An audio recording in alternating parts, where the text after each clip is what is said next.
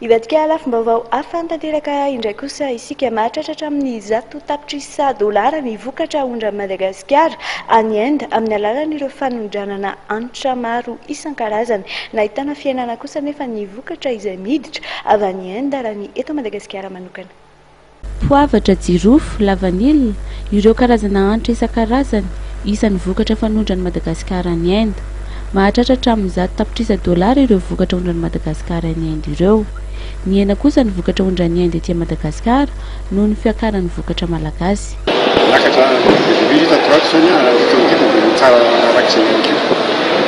Ny vokatra ondrany Inde takalaka etỳ Madagasikara no somary ny Inde. Ny fanazavana azy angamba dia ny tahirizitsika vahiny anankiray fa indrindra fiakaran'ny vokatra malagasy eto Madagasikara izay nahafeno manomboka mameno kokoa zany ny tena Madagasikara. Io zany ny mahavidy Madagasikara am'resehatra vokatra izay. Izay no anisany mankeny izy fa tsara ho Madagasikara io zany izay fivoaran'ny varotra misy Madagasikara zany. No tanterahana androany tetsy amin'ny lapan'ny tanàna Analakely ny varotra fampiratiana ny vokatra avy any Inde izay tanterahana mandritra ny 2 andro. Misy 60 ireo orinasa mandray anjara amin'izany ka mampiranty ireo vokatra avy any Inde. Tanjony hetsika ny hanatsara sy hanamafy ny fifandraisana ara-barotra eo amin'ny roa tota.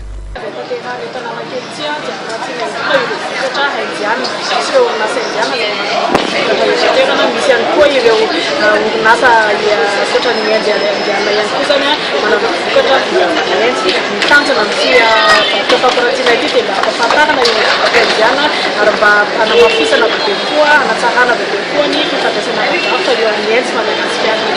Vokatra ondrany any ivelany zao dia mahatratra ny amin'ny $100 millions ny total vokatra ondrany Madagasikara velatra any Inde. Eo amin'ny $70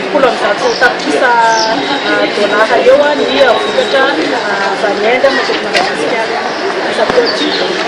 Ny fanafody ny tena ondrany Inde eto Madagasikara izay tsara kalitao sy mora vidy. Maro ihany koa nefa ireo sehatra iarahan'i Madagasikara sy Inde toy ny teknôlôjia, ny fifandraisana sy ireo maro hafa. Ho fanamafisana sy fanatsarana izany fifandraisana izany ihany koa dia hisy ny fihaonana tampony ny firenena Afrikana sy Inde izay atao amin'ny 29 ka hatramin'ny 27 Oktobra izao any Inde izay hanasaina ny mpitondra malagasy.